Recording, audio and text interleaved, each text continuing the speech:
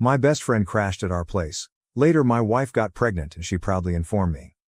But I had a vasectomy years ago. Still I played along and observed her superb acting. My wife became pregnant while my best friend was staying with us, but the catch is, I secretly had a vasectomy years ago. So I just went along with it until I gathered evidence of their affair. I recently discovered that my wife, Devin, was having an affair with my best friend Jeff. I found this out because she's pregnant. You might ask yourself, OP, but if she's pregnant, how do you know? Well, I got a vasectomy in my previous marriage, so I know my wife has been screwing around on me because there's no way she can get pregnant from me. Some of you might be thinking, OP, you can still get pregnant with a vasectomy. Don't come at me with that. There's a less than 1% chance that I got her pregnant, and we've taken tests since then to prove that it's not mine. So, some context. My best friend Jeff recently went through a divorce earlier this year. I grew up with this guy since we were in grade school. I mean, we're basically brothers. We were both the best man at each other's weddings. We went to college together and took the same courses. We ended up in the police force together and were stationed at the same place. You get it. I first got married when I was 20, and my ex-wife Trish and I were high school sweethearts. I was the small-town hockey star who everyone knew was going somewhere. She was this smart, cute, funny pastor's daughter who everyone loved. Anyways, we ended up having our daughter when we were 21 and my son when we were 24. We had a miscarriage in between the two. After my son, my ex-wife and I decided we didn't want any more children, so we decided that I should get a vasectomy. Without telling anyone, I didn't feel like I had to announce it to the world. I went in for a simple lunch surgery, went back to work, and no one was the wiser. My ex-wife and I ended up drifting apart, and we separated amicably. It's not that we didn't love each other, we did, but the love just changed. She had started up this home organization business after the kids were old enough to be a bit more independent, and she got really successful with that and wanted to make the brand bigger. So, she put in a lot of time with that. I was still really passionate about what I was doing and I was getting deployed all over Canada to teach and whatnot. So, we both just kind of drifted apart, but we still fully supported each other in the lives we were both leading. My ex-wife and I are still really great friends, and we see each other constantly. All of us have even shared holidays together. Anyways, Devin and Trish were on good terms, and they even went out and did things without me too. They had a great relationship. So, then this brings me to Jeff and his wife. We all spent a lot of time together, and we did a Friendsmas thing and a Friendsgiving every year. We all spent a lot of time camping together. We did a lot together, and so when he said that he was getting a divorce from his wife, Amy, it sort of hit the friend group hard, and we tried our best to support them in whatever way they needed. However, Amy really gave it to Jeff hard and was saying that she was going to take the kids to Ontario to be with her parents, who still live there. Naturally, Jeff was devastated on hearing this, and he tried his best to keep his kids here. But alas, she ended up moving there and did in fact, take the kids with her. It was rough to see him go through, and it was hard to see him being treated like that and getting his kids taken away. So, in this time, he really leaned on us, and because they had to sell the house, we let Jeff stay with us for a little bit until he landed on his feet again. Well, a little bit turned into a little bit longer than we would have liked. Then Devin sort of had this idea that we could renovate the garage and turn it into a suite. So, I complied, and Jeff was really gracious about it and helped out, spent a lot of time making it his own. Whatever, it was a bit of an annoyance, but I wanted to help in any way that I could. And it was better than him staying in our house. At least he was out of the house and in his own space so that Devin and I could have proper alone time without worrying if Jeff was going to hear, if you catch my drift. Okay, so now Devin. Devin worked as a dispatch agent for a little bit, and that's how we met. The job is actually really stressful, so she managed to stick it out for 2 years, and now she works as a hairstylist and loves it. Devin and I met a few months after the divorce with Trish was finalized. We hit it off really well. She's actually 8 years older than I am. She said that she didn't want any kids, and she was really fun, like really fun and wild. We had our motorcycles and went on hunting trips. She was like one of the guys, but like a chick, and a chick that wanted to get down and dirty with you. Laugh out loud. That's a horrible explanation, but you get it. She was fun. She was everything that I needed at the time. We had the same interests, and we had a lot of the same hobbies. And because she had mentioned that she didn't want any kids, I thought, wow, great. I don't have to worry about telling her that I had a vasectomy. So, the topic never came up. Yes, I know I'm a horrible person. I never told her that I had a vasectomy, but because the topic of kids never really came up, that was sort of it. She obviously was the best stepmom to my kids, and she had always said that that was enough. She wasn't even the marrying type until I just felt like, yeah, I want to spend the rest of my life with this woman, and it just felt right. It's not like she was against marriage or anything, but she just didn't expect it, you know? She didn't need to get married. She was so chill that way, and I love that about her. So, we ended up having this small, intimate backyard wedding with a barbecue, and it was perfect. It was perfect for us and all we needed. So, yeah, shortly after we got married, Jeff went through his divorce, he was staying with us, blah blah. Now we worked together, but we weren't on the same team, so he had different shifts than I did, and Devin had a really lax schedule too. So, a lot of times, Devin and Jeff were at home together, alone. At first, I thought it was just Devin being helpful and a good friend, but after a while, it definitely started getting weird. I'd text her during the day and ask how her day was going, and she'd say, "Oh, Jeff and I are just out for lunch," or, "Jeff and I are just out running errands," and I'm like, okay, weird. But then they were going to movies together, and then they'd go to concerts together, and then, when I was home, I saw little things that rubbed me the wrong way. Like, he'd touch her arm when she was talking to him. She'd touch his bicep when he made her laugh. She'd dish him up food, and she wouldn't dish me up food. Then she'd constantly bring him up, like, "Oh, Jeff told me about this," or, "Jeff said the funniest thing," and I was like, okay. Red flag. It definitely raised my suspicions. Then, even though he was literally up in the garage suite, they'd text into the wee hours of the morning, and she'd be giggling and texting him, and there I am, laying next to her in bed, and honestly, I'm trying to start something up, trying to give her a massage or something to get in the mood, and she wouldn't be interested. She'd just keep texting him.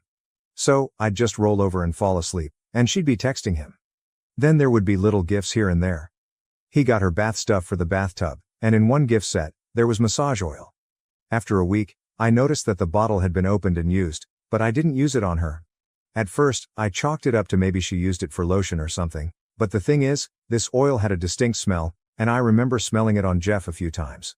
But I never said anything. I was just sort of collecting all of this evidence and making mental notes. Then, one day, we're laying in bed late at night, and she turns to me, and she's like, "I want a baby." And I'm like, "What?" And she's like, "I think we should have a baby." And I'm like, "Well, we agreed not to." And she's like, "I've just been thinking, and I think we should have a baby before we're both too old." And I'm like, "Devin, And she's like, "What do you mean you don't know?" And I'm like, "Well, a baby is a lot. It takes a lot of time and energy." And then she got mad at me, and she's like, "Don't treat me like your old child." And then I said that I thought we went over this before, and she's like, "We never really did." And I'm like, "I feel like it was just an unspoken thing, and I feel like you said that you were okay without kids and were good with being a stepmom." And she's like, "So I'm not allowed to change my mind? You won't let me be a mom?" And I'm like, "Whoa, that's not at all what I'm saying. I'm just saying that I think we have to talk more about this, and maybe now isn't the best time." And she's like, "Well, what would make it a good time? When will you want to talk about it?" And I'm like, "Can we sleep on it and talk about it tomorrow and make time for this tomorrow?" And she got pissed and left the room. And, yeah, I didn't have the heart in that moment to tell her I had a vasectomy and it would be virtually impossible for me to give her a child unless I went and got it reversed, and even then, it's not 100%. And something was just sketchy about the whole conversation. Anyways, I thought it was weird that now, all of a sudden, she wanted a baby. She had never ever shown interest in anything like this before. My alarms were going off. I'm pretty sure I know what happened, but I need to play along a little bit here. The next day I apologized, and I'm like, "Yes, I'm game, let's make a baby." She literally jumps for joy, and we try like 5 times that day. Then, about a week later, she hands me this box, and in this box is a positive pregnancy test. I could have cried. I was stunned. I knew it couldn't have been mine, and I'm not an expert or anything, but can you find out a week after? I don't think it works that way. Anyways, let me know if I'm wrong here, but the point is, I had a hunch, and I knew the baby wasn't mine. I knew it must have been Jeff's. So, I started watching them closer. Both Devin and I had agreed not to tell anybody that we were pregnant right away, but when I was watching Devin and Jeff interact, I caught him grazing her belly out of the corner of my eye. I pretended like I didn't see, but he for sure touched her belly in a loving way. There it was. A few weeks after that, she tells me she's going to her doctor for the first little exam to see how far along she was and that Jeff was going to drive her because he had to do some running around in the area anyways. I was like, no need. I'm taking time off because I want to be there. She sort of smiled and was like, "You don't have to do that." And I was like, "I'm the father. I want to be there." I kind of smiled, and she weakly grinned and was like, "Great, of course, you do." So, yeah, We ended up going to the appointment. The doctor does her thing with her and asks her when she thinks she conceived. She gives her the date that we did the deed. There's an ultrasound, and then the doctor comes back and says that she's 12 weeks. I'm like, how is that possible? I look at her and she's like, Doc, is this for real? She's acting all shocked and everything. The doc is like, yeah, seems like you have a miracle. And I was like, whoa. And I pretend to be totally ecstatic to not tip her off that I knew anything I shouldn't. Then we go home, and when we're home, I'm still pretending, and she's like, oh, it was meant to be. What a miracle. I'm so excited. We end up having sex again that night, and I turned over and fell asleep. I had the next day off, but I knew she had to get up early because she had a wedding to do. I knew that was my chance to pack her stuff and lock Jeff out of the suite. I knew Jeff also had to get up and go to work, so I did just that. I packed all of her garbage, stockpiled it into our trailer, and parked it on the street. I had a spare key to Jeff's suite, so I went in there, packed up his stuff too, and threw it into the same trailer. Then I put this big old lock on it so that he wouldn't get in. Devin comes home first and sees this trailer parked there. I had changed the locks on the doors and the password to the garage, so she couldn't get in. She's standing there, banging on the front door. I talk to her through our doorbell camera, and I tell her that we're done and I know the baby isn't mine. She's saying that I'm out of my absolute mind and calling me crazy. She's bawling and making a big scene, and I can see our neighbors looking out their doors and windows. I'm like, this baby isn't mine, it's Jeff's. She's like, don't be insane, why would it be Jeff's? And I'm like, you tell me. She's like, how could this baby not be yours? And I'm like, there's a less than 1% chance, and I know that because I have a vasectomy. She literally dropped her purse and her bags onto the ground. She stood there in disbelief and she's like, let me explain. And she starts trying to babble on and on. I'm like, save it, I know it's not mine, we're done, it's over. I was nice enough to pack the trailer for you, get out of here. Then she calls someone, and I'm guessing it's Jeff because then he shows up in a matter of minutes in his patrol car. He sees what's happening and sees the lock on the garage suite. He tells me that I'm losing my mind and that the kid couldn't possibly be his. I'm like, I'll believe it when I see a paternity test. Edit. Okay, people have been asking how she never knew and how she didn't suspect not getting pregnant before. Well, she was on birth control pills for PCOS, or so she told me. Supposedly, she was in the process of swapping pill brands and just so happened to get pregnant with Jeff's baby. Bad timing. Not only that, but she had this thing against, well, man juice, to put it lightly. She was absolutely repulsed by it. She refused to let me ever finish in her, and she rarely ever pleased me in other ways because the sight of it disgusted her. I won't go into details, but yeah. Update. So, getting divorced again. Another failed marriage, feels like absolute dump, but what can you do? In the midst of the divorce, Devin did end up getting a paternity test, and it only confirmed what I had believed. The baby is, in fact, Jeff's. And I guess he knew all along and was willing to play along and thought that he could just live in the garage suite forever and raise his baby as Uncle Jeff from afar. A buddy of mine did me a huge favor and got Jeff transferred to a small northern town, literally in the middle of nowhere. Devin, I guess, followed him up there. She was just trying to pretend that I impregnated her so that I didn't catch on to the affair she was having with Jeff. But turns out my little secret snip saved me from raising a kid that wasn't my own. By the time she realized she was pregnant though, it was a bit late. Trish and I talk every day.